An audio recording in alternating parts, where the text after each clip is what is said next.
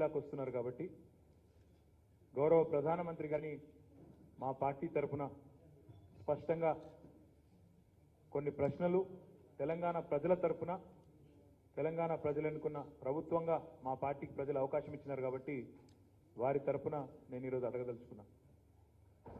మొట్టమొదటిది అందులో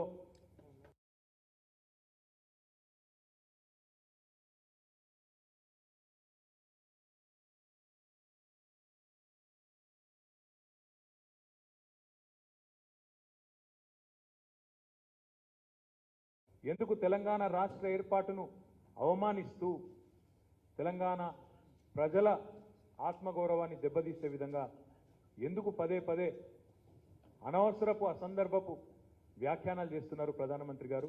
ఎందుకు విషయం చిమ్ముతున్నారు? పార్లమెంట్ వేదికగానైతేనేమి బహిరంగ సభలోనైతేనేమి ఆ అవసరం ఏమొచ్చింది? ఎవరి కోసం ఈ పని చేస్తున్నారని మొట్టమొదటి నేను అడుగుతా ఉన్నా.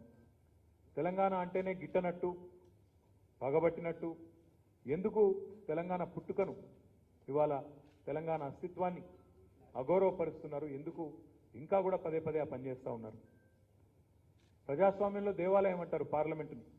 ఆ పార్లమెంట్లో ఇప్పటికి ఒకసారి కాదు పలుమార్లు ప్రధానమంత్రి గారు తల్లిని చంపి బిడ్డను వేరు చేసిందనే మాట, ఒక విషపూరితమైన విషం నిండిన మాట, తెలంగాణ ప్రజల ఉద్యమాన్ని తెలంగాణ ప్రజల త్యాగాన్ని కించపరిచే విధంగా మాట్లాడిన మాట ఏదైతే ఉందో ఇది నిజంగా మా అందరి మనసుకు తీవ్రమైన గాయం చేసిన సందర్భం అని చెప్పి కూడా గౌరవ ప్రధానమంత్రి గారికి నేను విజ్ఞప్తి చేస్తా ఉన్నాను. అమృతకాల సమావేశాలు అన్నారు, కొత్త పార్లమెంట్ అన్నారు, కానీ చిమ్మిందేమో విషం. అమృతకాలం, చిమ్మింది విషం. ఇక ఆ అజ్ఞానం ఏదైతే ఉన్నదో తల్లిని చంపి బిడ్డను వేరు చేసిందనే అజ్ఞానం, అది అజ్ఞానమే, అంతకంటే ఇంకో మాట లేదు.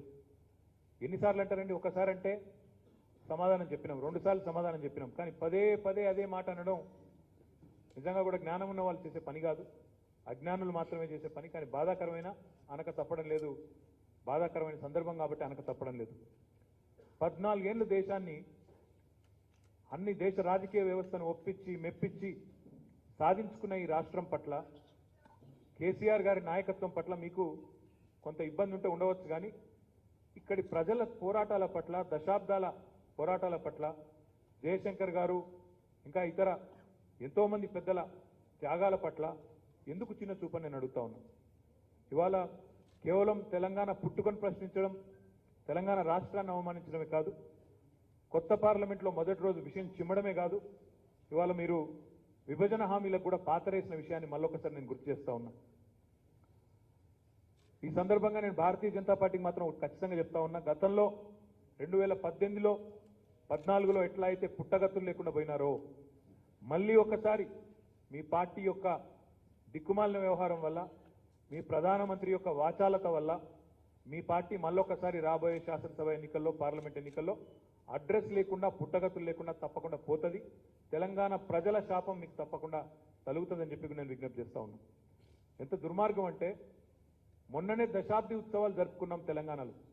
అట్లాంటి తెలంగాణలో తెలంగాణ రాష్ట్ర ఏర్పాటు జరిగిన తర్వాత ఇక్కడ ఉత్సవాలే జరగలేదు అంటాడు. ఆదిలాబాద్ నుంచి ఆలంపూర్ దాకా గల్లీ గల్లీలో ప్రతి పల్లెలో ఉత్సవాలు జరిగిన మాట వాస్తవం కాదా? తెలంగాణ ప్రజలు సంబరాలు చేసుకున్న మాట వాస్తవం కాదా? ఇంత దుర్మార్గమైన ప్రధానమంత్రి నాకు తెలిసినంత వరకు ఈ దేశంలో ఇదివరకెన్నడూ లేరు, బహుశా భవిష్యత్తులో కూడా రారు. ప్రధానమంత్రి ఖచ్చితంగా తెలంగాణ ప్రజలకు తన వ్యాఖ్యల పట్ల వివరణ ఇవ్వాలి. ఖచ్చితంగా తెలంగాణ ప్రజలకు ఇన్నిసార్లు తమను అవమానించినందుకు, వారి త్యాగాలను అగౌరవపరిచినందుకు క్షమాపణ చెప్పాలని చెప్పి కూడా నేను ఖచ్చితంగా డిమాండ్ చేస్తా ఉన్నాం మా పార్టీ తరఫున. అదేవిధంగా ప్రధానమంత్రి గారు మరి ఎందుకు ఎంచుకున్నారో, మా మహబూబ్ నగర్ జిల్లాను, మా పాలమూరు జిల్లాను ఎంచుకున్నాడు. మహబూబ్ నగర్లో నిజానికి కాలు పెట్టే నైతిక హక్కు కూడా లేదు ప్రధానమంత్రి. ఎందుకంటే మీకు తెలుసు, మహబూబ్ నగర్ జిల్లా అంటేనే వలసల జిల్లా. ఒకప్పుడు పాలమూరు లేబర్ అంటే దేశవ్యాప్తంగా ఏ కన్స్ట్రక్షన్ సైట్కి పోయినా అక్కడ పాలమూరు లేబరే ఉంటుందనే ఒక నానుడి. అట్లాంటి మహబూబ్ నగర్ జిల్లా భారతదేశంలోనే అత్యంత వెనుకబడ్డ జిల్లాలో ఒకటైన మహబూబ్ నగర్ జిల్లా ఏం చేసిండ్రు మీరు? మహబూబ్ నగర్ జిల్లాకి 2014 జూన్ 2 నాడు తెలంగాణ వస్తే జూలై 14 నాడు మా ముఖ్యమంత్రి గారు కేసీఆర్ గారు, మా గౌరవ ముఖ్యమంత్రి గారు స్వయంగా ఒక లేఖ తీసుకొని మీ దగ్గరకు వచ్చినారు. అయ్యా, తెలంగాణ ఉద్యమానికి, తెలంగాణ రాష్ట్ర ఏర్పాటుకు ప్రధాన ప్రాతిపదికనే నీళ్లలో జరిగిన అన్యాయం, మా వెనుకబడ్డ మహబూబ్ నగర్ జిల్లా, మా వెనుకబడ్డ తెలంగాణకు నీళ్లలో న్యాయం చేయాలి అంటే గోదావరి కృష్ణా జిల్లాల్లో మా వాటా తేల్చాలే. రాష్ట్రం వేరుపడ్డ తర్వాత వెంటనే మీరు ట్రిబ్యునల్కు రెఫర్ చేస్తే చాలు, మాకు మా న్యాయబద్ధమైన వాటా దక్కుతుందని చెప్పి జూలై 14, 2014 అంటే సరిగ్గా దాదాపు 10 సంవత్సరాలు, మరి 9.5 ఏళ్ళు కింద మా ముఖ్యమంత్రి గారు పదవీ బాధ్యతలు చేపట్టిన నెల రోజుల తర్వాత మీ ముందు వచ్చినారు. వచ్చి స్వయంగా మీకు చేతులు దరఖాస్తు ఇచ్చినారు. ఇవ్వడమే కాకుండా ఇంకో మాట కూడా కోరినారు. మేము ఈ ప్రాజెక్టు కట్టుకుంటాం, పాలమూరు రంగారెడ్డి ఎత్తిపోతల పథకం కట్టుకుంటాం, సహకరించండి, మాకు జాతీయ హోదా ఇవ్వండి. పాలమూరు రంగారెడ్డికి ఇచ్చినా పర్వాలేదు జాతీయ హోదా, లేదా కాళేశ్వరం ప్రాజెక్టుకి ఇచ్చినా పర్వాలేదు. ఈ 2 ప్రాజెక్టుల్లో మేజర్ ప్రాజెక్టులు, ఒకటి గోదావరి మీద, ఇంకోటి కృష్ణ మీద, రెండింట్లో ఏ ఒక్కదానికైనా జాతీయ హోదా ఇవ్వండి అని గౌరవ ప్రధానమంత్రి గారిని, కేంద్ర ప్రభుత్వాన్ని మేము ఎన్నోసార్లు అడిగినాం. కానీ బాధాకరం ఏమంటే కరువులు, కన్నీళ్లు, వలసలతో కోసపడ్డ మహబూబ్ నగర్, పాలమూరు ఇప్పుడిప్పుడే పచ్చబడుతుంటే ప్రధానమంత్రికి ఆయన పార్టీకి కన్నుగుట్టినట్టయింది, పగబట్టింది. ఒకవైపు కృష్ణా జిల్లాలో వాటా తేల్చకపోగా మరొక వైపు జాతీయ హోదా ఇక్కడేమో ఇవ్వరు, పక్కనేమో కర్ణాటకలో అప్పర్ భద్రకు, కెన్ బెత్వాకు, ఆంధ్రప్రదేశ్లో పోలవరానికి జాతీయ హోదా ఇచ్చి పాలమూరును మాత్రం పక్కన పెట్టినారు. నేను డిమాండ్ చేస్తా ఉన్నా ప్రధానమంత్రిని, పాలమూరు గడ్డ మీద కాలు పెట్టేటప్పుడు పాలమూరు ప్రజలకు స్పష్టత ఇవ్వండి. 811 టీఎంసీల కృష్ణా జలాల వాటా ఏదైతే ఉమ్మడి ఆంధ్రప్రదేశ్కు ఉండేనో అందులో 500 టీఎంసీలు కావాలన్న మా డిమాండ్ ఏదైతున్నదో దాన్ని గుర్తిస్తున్నారా, గుర్తిస్తలేరా, దానికి మీరు ఆమోదిస్తున్నారా, ఆమోదిస్తలేరా, స్పష్టంగా చెప్పాలి మహబూబ్ నగర్ గడ్డ మీద అని చెప్పి ప్రధానమంత్రి గారిని నేను భారత రాష్ట్ర సమితి తరఫున డిమాండ్ చేస్తా ఉన్నాం. జాతీయ ప్రాజెక్టు హోదా అంటే గడ్కరీ గారేమో ఇప్పట్లో ఇవ్వడం లేదు ఇంకెవరికి అంటారు. కానీ ఒక్కొక్క రాష్ట్రానికి ఒక్కొక్క నీతి మీద, ఒక్కో రాష్ట్రానికి ఒక్కో విధానం ఉన్న బీజేపీ జాతీయ పార్టీయా కాదా ఆ విషయం కూడా చెప్పాలి. నన్ను అడిగితే మీరు జాతీయ పార్టీ కానే కాదు, తెలంగాణ జాతిని దగా చేసిన పార్టీ, తెలంగాణ జాతికి ద్రోహం చేసిన దగుల్బాజీ పార్టీ బీజేపీ అనే మాట ఈ సందర్భంగా నేను విజ్ఞప్తి చేస్తా ఉన్నా. 2014లో ఎన్నికల బహిరంగ సభల్లో కూడా సుష్మా స్వరాజ్ వంటి నాయకురాళ్ళు, నారాయణపేటలో అమిత్ షా లాంటి నాయకులు వాళ్ళు వచ్చి అక్కడ మాటిచ్చినారు బహిరంగ సభల్లో, పాలమూరు రంగారెడ్డి ఎత్తిపోతల పథకానికి జాతీయ హోదా ఇస్తామని చెప్పి. ఇవ్వకపోగా పాలమూరు రంగారెడ్డి ఎత్తిపోతల పథకం అనుమతుల విషయంలో ఇబ్బందులు పెడుతూ, పర్యావరణ అనుమతులు కానీ ఇతర సాంకేతికపరమైన అనుమతులు కానీ ఇబ్బందులు పెడుతూ, ఆలస్యం చేస్తూ, జాప్యం చేసింది వాస్తవం కాదా? ప్రాజెక్టు డిపిఆర్ ఆమోదించకుండా అడ్డగోలుగా కొర్రీలు పెడుతూ ఇష్టానుసారంగా ఇబ్బంది పెట్టిన మాట వాస్తవం కాదా? దీనికి బాధ్యులు మీరు కాదా? కృష్ణా జలాల్లో 9.5 ఏళ్ల తర్వాత కూడా ఒక్క ఉత్తరం రాయడానికి మీకు ఎందుకు రావడం లేదు, మీ చేతులు ఎందుకు రావడం లేదు? కేవలం సెక్షన్ 3 కింద ట్రైబ్యునల్కు రెఫర్ చేయడానికి కూడా ప్రధానమంత్రి గారికి తీరిక లేదా? కేంద్ర ప్రభుత్వానికి మనసు రావడం లేదా? ఈ నికృష్ట రాజకీయం ఎందుకు కృష్ణా జలాల మీద నేను అడుగుతా ఉన్నా. ఒక్క మాట ఒక్క సంతకం పెట్టే తీరిక కూడా లేదా ప్రధానమంత్రి గారికి? కృష్ణా జలాల మీద, తెలంగాణకు రావాల్సిన న్యాయమైన వాటా మీద చెప్పే తీరిక కానీ, ఓపిక కానీ, ప్రేమ కానీ లేదా అని నేను అడుగుతా ఉన్నాం. మేము రాష్ట్రం వచ్చిన 40 రోజులకే మా ముఖ్యమంత్రి గారు వచ్చి మీ దగ్గర లెటర్ ఇచ్చిండ్రే, మీరు స్పందించకపోతే సంవత్సరం ఎదురు చూసినాం. 2014 జూలై 14 నాడు మీకు లెటర్ ఇచ్చినాం, సార్ మాకు న్యాయం చేయండి అని. సంవత్సరం ఎదురు చూసినాం ప్రధానమంత్రి గారు స్పందిస్తారేమోనండి. స్పందించకపోతే ఆగస్టు 10, 2015 నాడు సుప్రీంకోర్టును తెలంగాణ ప్రభుత్వం ఆశ్రయించింది. సుప్రీంకోర్టుకు పోయి న్యాయ పోరాటం చేస్తే 5 ఏళ్ళు ఆ న్యాయ పోరాటం నడుస్తూనే ఉంది. మా ప్రభుత్వం 2వ టర్మ్ కూడా వచ్చిన తర్వాత 2020 అక్టోబర్ 6 నాడు ఎపెక్స్ కౌన్సిల్లో ఆనాడు మా ముఖ్యమంత్రి గారు గట్టిగా నిలదీసినారు కేంద్ర ప్రభుత్వాన్ని, అక్కడున్న జలవనరుల శాఖ మంత్రి షెకావత్ గారిని. ఏమయ్యా ఇదేనా పద్ధతి? మీరే అన్నారు కదా ఉత్తరం రాస్తే చాలు మేము చేస్తాము, రెఫర్ చేస్తామన్నారు, ట్రిబ్యునల్కి చెప్తామన్నారు. ఎందుకు తేల్చట్లేదు? రాష్ట్రం ఏర్పడి 6 ఏళ్లు దాటిపోయినా కూడా ఎందుకు తేల్చలేరు కృష్ణా జలాల్లో మా వాటా అంటే? ఆ రోజు షెకావత్ గారు నమ్మబలికినారు, మీరు సుప్రీంకోర్టులో కేసు వేసినారు, విత్డ్రా చేసుకోండి, వెంటనే తేలుస్తామన్నారు. నమ్మినాం, మళ్ళొక్కసారి నమ్మి కేసు ఉపసంహరించుకుంటే అదే దగ, అదే మోసం. కనీసం ఈ రోజు వరకు కనీసం ఒక ఉత్తరం రాసిన పాపాన పోలేదు. ఈరోజు మేము మళ్ళీ అడుగుతా ఉన్నాం, 811 టీఎంసీలు బచావత్ ట్రైబ్యునల్ ఏదైతే ఆనాడు ఉమ్మడి ఏపీ కేటాయించిందో అందులో 575 టీఎంసీలు మాకు దక్కాలనేది మా వాదన. అందులో ఔచిత్యం ఉందా, న్యాయం ఉందా లేదా తేల్చాల్సింది ట్రిబ్యునల్. ఆ ట్రిబ్యునల్కి ఉత్తరం రాయడం మాత్రమే మీ బాధ్యత. అది కూడా చేయకుండా ఈరోజు పాలమూరులో ఎట్లా అడుగు పెడతారు ప్రధానమంత్రి గారు? ఏమన్నా కనీసం నీ పార్టీకి కానీ నీకు కానీ ఇంగితం ఉందని నేను అడుగుతా ఉన్నా.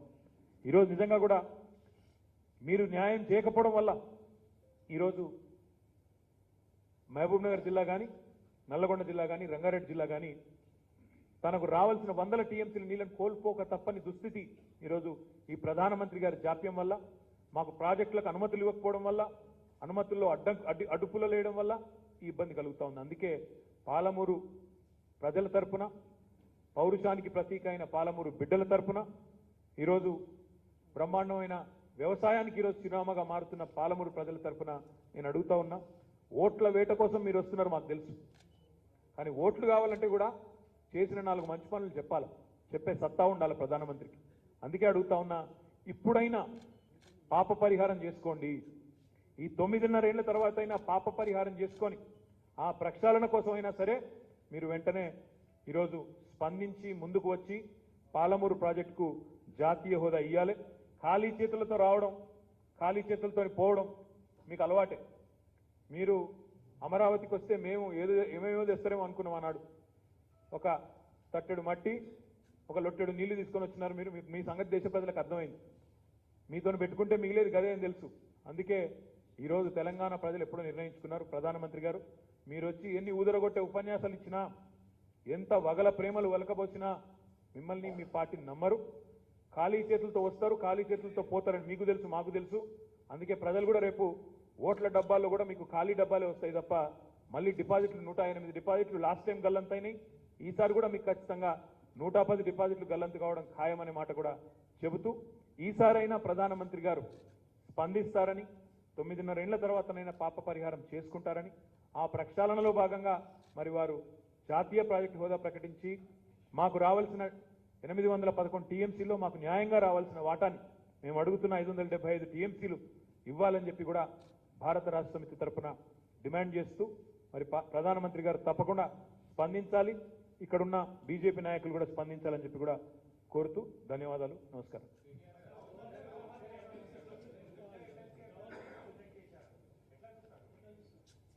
ఎట్లా చూస్తామంటే ఇప్పుడు మేము మా పార్టీ తరఫున, మా ప్రభుత్వం తరఫున ఇద్దరు గౌరవనీయులైన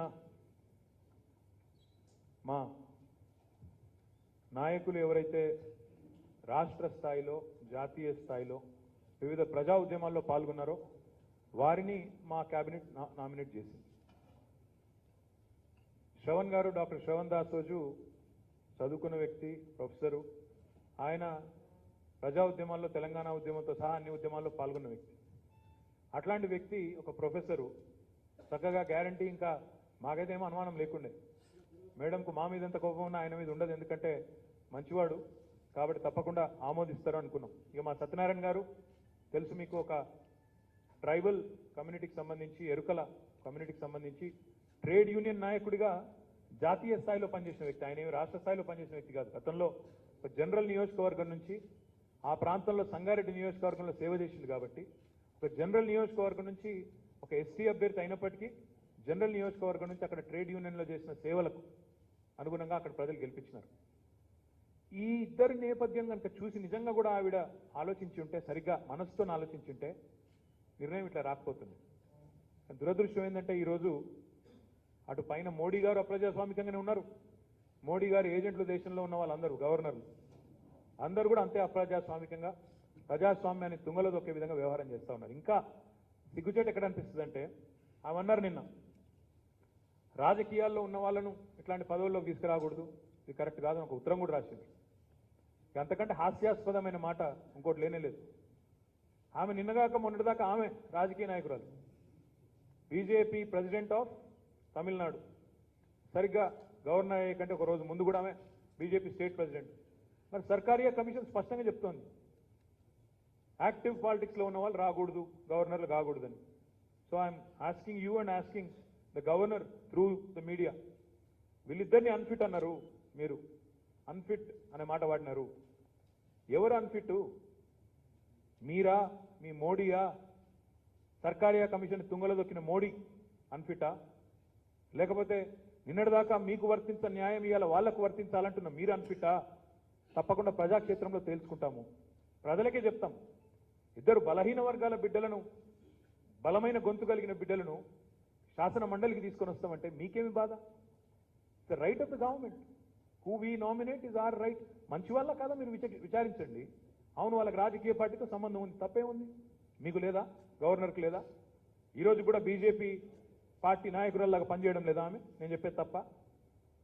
అంటే మీకు వర్తించే న్యాయం ఇంకోరికి వర్తించాలని ఇది ఎక్కడ పద్ధతి? We strongly protest, we strongly condemn the attitude of this governor. ఇక్కడే కాదు, ఈరోజు మీరు దేశం అంతా చూడండి. తమిళనాడు గవర్నర్ ఏమో తమిళనాడు రాష్ట్రం పేరు మార్చేస్తాడు. తమిళనాడు గవర్నరు తమిళనాడు రాష్ట్రం పేరే మార్చేస్తాడు. ఇంకో గవర్నర్ గారు ముఖ్యమంత్రి గారికి సంబంధం లేకుండా వారి నిర్ణయాలు వారికి తీసుకుంటారు. మరి డెమోక్రసీలో డెమోక్రాటికలీ ఎలక్టెడ్ గవర్నమెంట్స్కి రోల్ లేకపోతే, మాకు పాత్ర డిసిషన్స్ మావి కాకపోతే, వీళ్ళదే మోడీ గారి ఏజెంట్లదే అయితే ఇదెక్కడి వ్యవస్థ? నేను ఇంకోటి కూడా అడుగుతా ఉన్నా ఈ సందర్భంగా. మోడీ గారు అన్నారు మొన్న 75 ఏళ్ళు నిండిన సందర్భంగా ఆజాదీ కా అమృత్ మహోత్సవ్లో ఏమన్నాడు? రాజ్పథ్ పేరు తీసేసి కర్తవ్య పథ్ చేస్తున్నా, ఎందుకంటే కలోనియల్ వాసన వస్తుంది ఇక్కడికి వెళ్ళన్నాడు. మరి గవర్నర్ పోస్ట్ కూడా కలోనియల్ పోస్టే కదా. వైస్రాయి గవర్నర్ ఇవి అవసరమా ఈ దేశంలో? డెఫినెట్గా ఆలోచించాలి. భారత ప్రజాస్వామ్య వ్యవస్థలో భారత ప్రజలు ఆలోచించాలి, పార్టీలు ఆలోచించాలి. గవర్నర్ వ్యవస్థను అడ్డుపెట్టుకొని ప్రజాస్వామ్యబద్ధంగా ఎన్నుకున్న పార్టీలను, ప్రభుత్వాలను అప్రతిష్ట పాలు చేయాలి. ఇంకా ఒక దారుణం చెప్తాను మీకు నేను. మరి జ్యోతిరాదిత్య సింధియా గారు, రంజన్ గగోయ్ గారు, వాళ్ళిద్దరూ నామినేటెడ్ టు రాజ్యసభ. జ్యోతిరాదిత్య సింధియా అక్కడ కాంగ్రెస్కి వెళ్ళి బీజేపీలో చేరుతాడు, వెంటనే ప్రెసిడెంట్ గారు నామినేట్ చేస్తారు రాజ్యసభకి. అదేవిధంగా అటు సైడా ఈయన పేరు బ్రజ్ క్షేత్ర ప్రెసిడెంట్ ఆఫ్ ఎక్కడ ప్రెసిడెంట్ ఈయన? ఉత్తరప్రదేశ్ ఎక్కడో, ఆడదికి ఎక్కడో ఆడ బీజేపీ ప్రెసిడెంట్. ఆయన ఎమ్మెల్సీగా అక్కడ గవర్నర్ గారు నామినేట్ చేసినారు. మీకు ఇంకో మొత్తం ఎగ్జాంపుల్స్ ఇస్తాను నేను. ఇక్కడనేమో ఇది ఎక్కడ రామ్ సూరత్ రాజ్బర్ ఈయన పేరు. ఆయన బీజేపీ ఆయన కూడా అక్కడ గవర్నర్ గారు నామినేట్ చేసి ఎమ్మెల్సీ చేస్తారు. రాజ్బర్ కరెక్ట్గా బీజేపీ ఎమ్మెల్యేగా పోటీ చేసిండు 2022లో. ఇప్పుడు నేను చెప్పిన రాజ్బర్ ఆయన పేరేందో 2022లో పోటీ చేసిండు. 23లో గవర్నర్ గారు అక్కడ ఆ రాష్ట్ర గవర్నర్ గారు ఎమ్మెల్సీగా నామినేట్ చేస్తారు. ఈయన పేరు సాకేత్ మిశ్రా. ఏప్రిల్ 2023 ఆయన బీజేపీ లీడరు. ఆయనను అక్కడ గవర్నర్ గారు నామినేట్ చేస్తారు. ఇదే సాకేత్ మిశ్రా గారు యోగి ఆదిత్యనాథ్ గారు తానా అంటే ఆయన తందానా అంటాడు, బీజేపీ నాయకుడు. ఈయన కూడా అక్కడ ఎమ్మెల్సీగా నామినేట్ అయ్యారు. తర్వాత ఇక్కడ ఈయన పేరు లాల్జీ నిర్మల్, బీజేపీ ఎస్సీ మోర్చా అధ్యక్షుడు. ఆయన బీజేపీ ఎస్సీ మోర్చా అధ్యక్షుడు. ఆయన ఓకే అట, ఆయన కూడా ఫిట్ అట, కానీ మా వాళ్ళు అన్ఫిట్ అట. ఈయన పేరు Hansraj, BJP Varanasi president, BJP యొక్క వారణాసి ప్రెసిడెంట్. ఈయన మోడీ గారి కాన్స్టిట్యున్సీ వారణాసిలో బీజేపీ ప్రెసిడెంట్. ఆయన ఫిట్టు, మా వాళ్ళు తెలంగాణ ఉద్యమంలో పాల్గొన్న వాళ్ళు మాత్రం అన్ఫిట్టు. హెచ్పి సుదామ్ దాస్, ఈయన కాంగ్రెస్ ఓడు, కేపీసీసీ క్యాంపెయిన్ కమిటీ. ఈయన మొన్ననే అక్కడ ఎమ్మెల్సీ అయిండు. కాంగ్రెస్ ఆయన క్యాంపెయిన్ కమిటీ చైర్మన్ ఏదో, ఆయన కూడా మొన్ననే అక్కడ ఎమ్మెల్సీ అయిండు, అది కూడా గవర్నర్ నామినేషన్. ఈయన అదే సేమ్ ఎమ్మెల్సీ అయింది మొన్ననే ఆగస్టు 23లో, మొన్న ఒక నెల కింద ఆయన అయినాడు. తర్వాత సీతారాం అని చెప్పేసి కర్ణాటక లెజిస్లేటివ్ కౌన్సిల్కి మొన్ననే నామినేట్ అయినారు ఆగస్ట్ 2023లో గవర్నర్ గారి ద్వారా. ఇక్కడ కూడా active worker, active leader of Congress. కర్ణాటకలో మంత్రి గారు, ఆమె పేరు ఉమాశ్రీ మేడం. మొన్ననే ఇదివరకు కాంగ్రెస్లో మంత్రి, ఆమె మొన్ననే గవర్నర్ గారు నామినేట్ చేసినారు, ఆమె మంత్రిగా ఉన్నారు ఇప్పుడు కర్ణాటకలో. అంటే జాతీయ పార్టీలుగా చెప్పుకునే రెండు పార్టీలకేమో ఒక నీతి. కాంగ్రెస్ బీజేపీ మంచిగా పరస్పరం సహకరించుకుంటారు కర్ణాటకలో. కాంగ్రెస్ వాళ్ళను సాఫీగా ఎమ్మెల్సీలుగా నామినేట్ చేయడంలో బీజేపీ గవర్నర్ గారు అక్కడ సహకరిస్తారు. వేరే చోట్లనేమో బీజేపీ గవర్నరు బీజేపీ పార్టీ అంతా మాట్లాడుకొని అక్కడ కూడా ఉత్తరప్రదేశ్లో ఇంకొకడ నిన్న ఎలక్షన్లో పోటీ చేసిన వాళ్ళకు కూడా ఈరోజు నామినేట్ చేస్తారు. తెలంగాణ కాడికి వచ్చే వరకు మాత్రం ప్రజా ఉద్యమంలో పాల్గొన్న డాక్టర్ శ్రవణ్ గారు అనర్హుడు, ట్రేడ్ యూనియన్లలో పాల్గొన్న మా సత్యనారాయణ గారు అనర్హుడు. ఎవరు అన్ఫిట్ ఎవరు ఫిట్ అనేది ప్రజలు తెలుసాలని చెప్పి నేను కోరుతాను.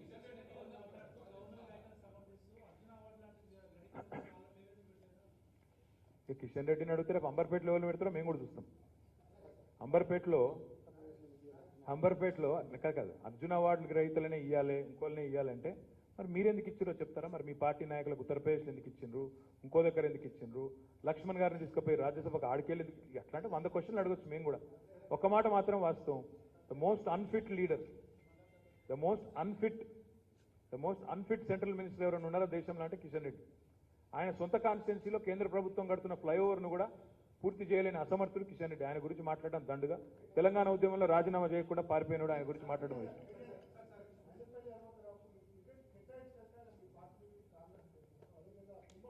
బ్రదర్, ఇదిగో రాజకీయాల్లో ముఖ్యంగా ఎన్నికలు వచ్చిన తర్వాత ఒక్కొక్కరికి ఒక్కొక్క ఆస్పిరేషన్ ఉంటుంది. కొంతమంది వస్తారు, కొంతమంది పోతారు. రేపు కాంగ్రెస్ వాళ్ళు మా దాంట్లో కొంతమంది వస్తారు. అప్పుడు కూడా ఇదే మాట్లాడతారా మీరు? వస్తారు, ఇక వచ్చేటోళ్ళు వస్తారు, పోయేటోళ్ళు పోతారు. ఎలక్షన్ సీజన్లో కొంతమంది వస్తారు, కొంతమంది పోతారు. అది పెద్ద ఇష్యూగా. ప్రస్తుతం అయితే మీతోనే పోటీ పడుతున్నాం. ఎవరు ప్రశ్నలు అడుగుతున్నారో మాకే అర్థమవుతుంది. రాహుల్ గారు, మీరు మమ్మల్ని కూడా టార్గెట్ చేస్తే ఎట్లా? మీరు జనరల్గా సీఎం ప్రెస్ మీట్లు సార్, మీరు మమ్మల్ని ఎందుకు టార్గెట్ చేస్తున్నారు? మీరు ఏమంటారు?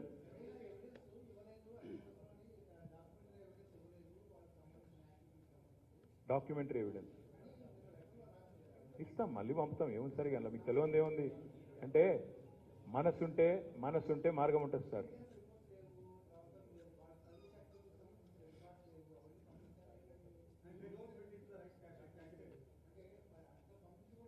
I'm saying she is not fit to be a governor, simple as that. BJP leader ఒక నిమిషం బీజేపీ లీడరు సర్కారియా కమిషన్ సిఫార్సులను తుంగలో దక్కి ఇక్కడికి వచ్చి గవర్నర్గా కూర్చున్న వ్యక్తి బీజేపీ లీడర్గానే బిహేవ్ చేస్తారు కదా. సో ఐఎమ్ సేయింగ్ అసలు ఈ పోస్ట్ కరెక్టా ఈ దేశానికి? వైస్రాయ్లు, గవర్నర్లు, మోడీ గారు కూడా ఆయన ప్రధానమంత్రి పేరు మార్చుకుని వైస్రాయ్ అని పెట్టుకుంటే బాగుంటుంది. ఎందుకు ఈ బాధ అంతా? ఎక్కడ ఫిట్, ఎక్కడ అన్ఫిట్, ఎవరు ఇంటెలిజెంట్, ఎవరు not intelligent, what is this?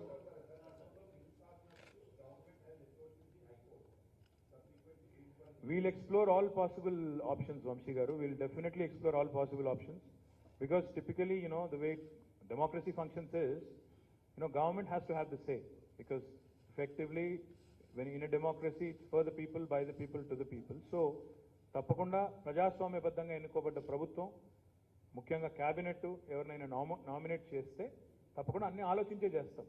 అంతేగాని ఆలోచించకుండా అసమగ్రంగా చేయం కదా. ఇద్దరికి కూడా క్రెడిబుల్ నాయకులు, బలహీన వర్గాలకు సంబంధించిన నాయకులు, ప్రజా జీవితంతో దశాబ్దాల పాటు అనుబంధం ఉన్న నాయకులు, వారిని నామినేట్ చేయడం కరెక్ట్ అని చెప్పి క్యాబినెట్ భావించింది. ఆవిడ తప్పు అని వారికి పైనుంచి ఆదేశాలు వచ్చినాయి, ఆవిడ ఏదో రాసి పంపినారు. We'll explore all possible options and what to do. Yes స్వస్తిక ఏమంటారు? ఈ పగబట్టినట్రా ఆయన మొత్తం తెలంగాణ మీద పగబట్టిండు బ్రదర్. పాప మా వాళ్ళు ఇద్దరి మీద ఎందుకు, ఆయన తెలంగాణ రాష్ట్రం మీద పగబట్టిండు. We're the best performing state in India. We're the best performing state in India today. Highest per capital income. అటు రాహుల్ గాంధీకి మాట రాదు, ఇటు మోడీకి మాట రాదు. ఎందుకయ్యా మీ పరిపాలనలో ఉన్న ఏ రాష్ట్రం కూడా తలసరి ఆదాయంలో అత్యధికం సాధించలేదంటే అది మాత్రం చెప్పే తెలివి లేదు. కానీ పెంచిన ఈ తలసరి ఆదాయాన్ని మాత్రం ఇష్టం వచ్చినట్టు పంచుతామని చెప్పి అడ్డగోలు వాగ్దానాలు ఇవ్వడంలో మాత్రం ఫస్ట్ ఉన్నారు. కాబట్టి ఇద్దరు పగబట్టిన, 2 జాతీయ పార్టీలు మా మీద పగబట్టినాయి. వాళ్ళిద్దరి సంగతి కూడా ప్రజాక్షేత్రంలో తెలుసుకుంటాం. ఒక నిమిషం చెప్పమ్మా. ఏక్ మినిట్.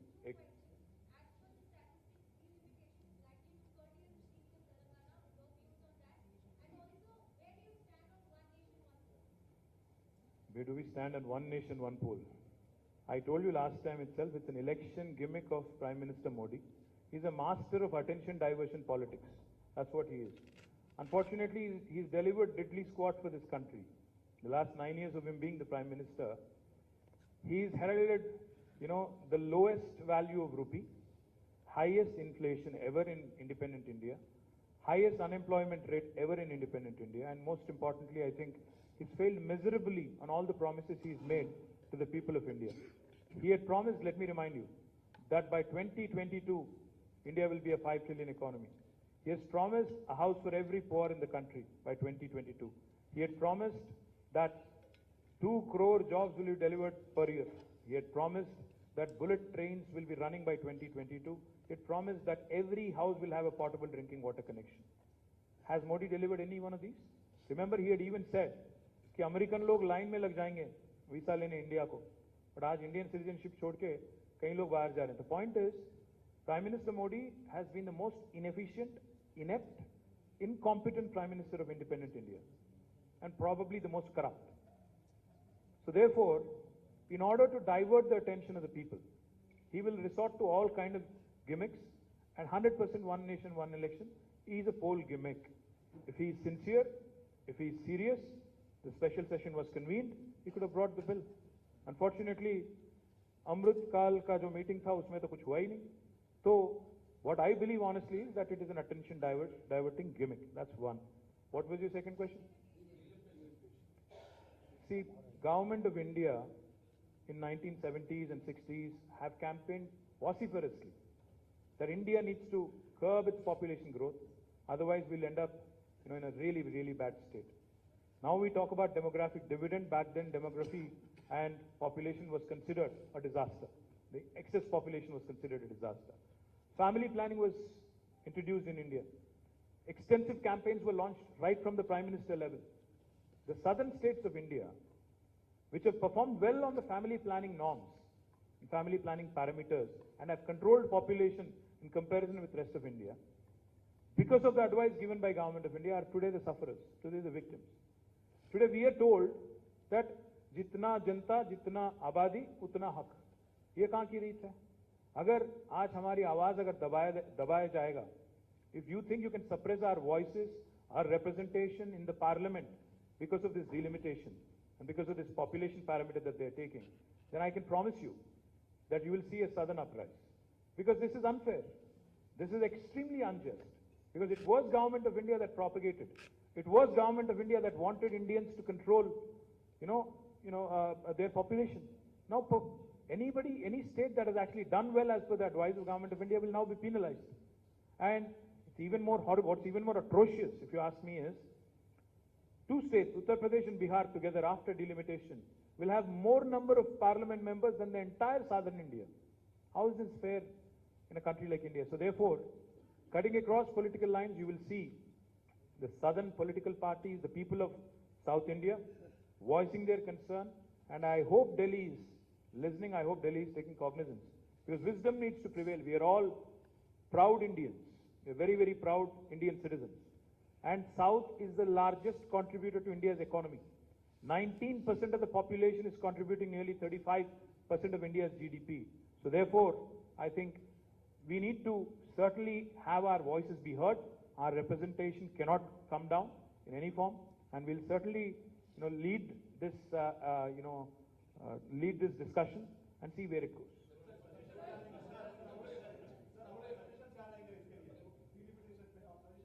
नहीं, जरूर देंगे कि यही बोलेंगे, सीधी सीधी बात. जिन्होंने परफॉर्म किया, जिन्होंने ठीक से काम किया भारत के हित में, उनको आप आज पनिश कर रहे हो, उनको आप पिनलाइज कर रहे हो. ये कहाँ की रीत है? ये तो सरासर नाइंसाफी है, ये सरासर अन्याय है हमारे साथ.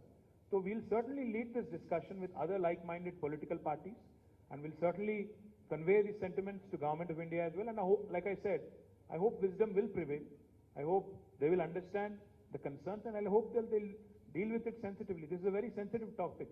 Even Hyderabad MP Asaduddin Owaisi had said it yesterday. The South is literally sitting on a powder keg, is what he said, on the issue of delimitation. So I hope Government of India is also watching and watching closely.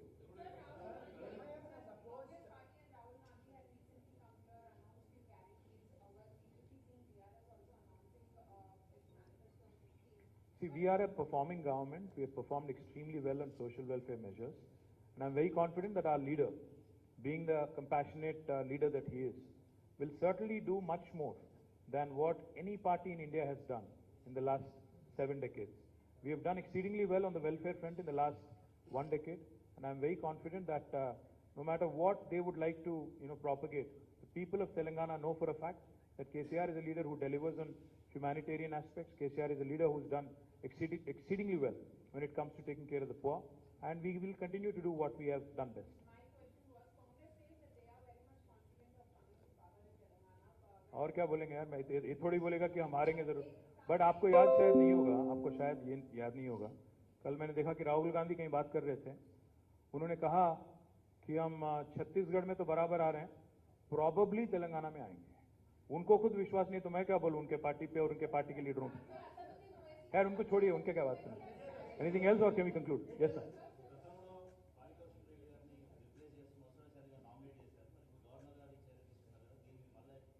మా ప్రతిచర్య కూడా ఉంటుంది, ఆ ప్రతిచర్య ఏందనేది ప్రతి నిమిషం చెప్పలేం కదా, మేము ఆలోచించుకుని పార్టీగా ఆలోచించుకుని చెప్తాం, పంపుతాం బ్రదర్, తొందర ఎందుకు పడుతున్నావు? నీక గవర్నర్ గారికి ఏం తొందర, నీకెందుకు? ముఖ్యమంత్రి గారికి గవర్నర్ గారికి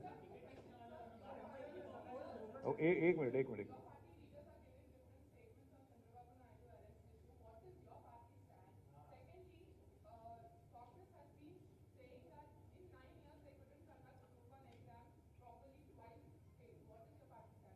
First thing is, see, what is happening with respect to Sri Chandrababu Naidu Garu is primarily a political issue confined to Andhra Pradesh.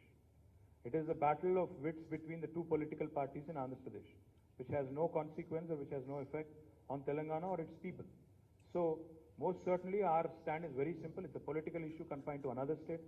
What happens in Karnataka, what happens in Tamil Nadu, what happens in Andhra Pradesh, what happens in Chhattisgarh is of no consequence here. Agar कोई आके यहाँ पे नौटंकी करना चाहे, I would only say బేగానా Shaadi మే అబ్దుల్లా దివానా. ఏం సంబంధం ఇక్కడ మాకు? తెలంగాణ రాజకీయాలకి ఆంధ్రప్రదేశ్లో జరిగే రాజకీయాలకి ఏం సంబంధం అండి? చంద్రబాబు నాయుడు గారు అరెస్ట్ అయింది ఆంధ్రప్రదేశ్లో, ర్యాలీలు ధర్నాలు చేయదలుచుకుంటే నిర్మోహమాటంగా ఆంధ్రాలో చేయండి, ఎవరు వద్దంటున్నారు మిమ్మల్ని? హైదరాబాద్లో ర్యాలీలు చేసి, హైదరాబాద్లో ర్యాలీలు తీసి, మీరు ఆగండి తొందర ఎందుకు పడుతున్నావా? ఆగు బ్రదర్, మీరు ర్యాలీలు తీస్తారు మొదలు, ఇక్కడ రాజకీయ ర్యాలీ ఒకరు తీస్తారు, తెల్లారు ఇంకోళ్ళు తీస్తారు పోటీ ర్యాలీ, మరి మేమేం చేయాలా? అంటే పక్కింట్లో పంచాయతీ కూడా ఇక్కడ తేల్చుకుంటారా? ఇది ఎక్కడ పద్ధతి? నేనేమంటున్నా అంటే తేల్చుకోండి, ఆంధ్రప్రదేశ్లో ఒకరితో ఒకరు తలపడండి, రాజమండ్రిలో భూమి దద్దరిల్లిపోయి ర్యాలీలు తీయండి, మీరు తీయండి, వాళ్ళు తీయండి, మాకేం బాధ మధ్యలో?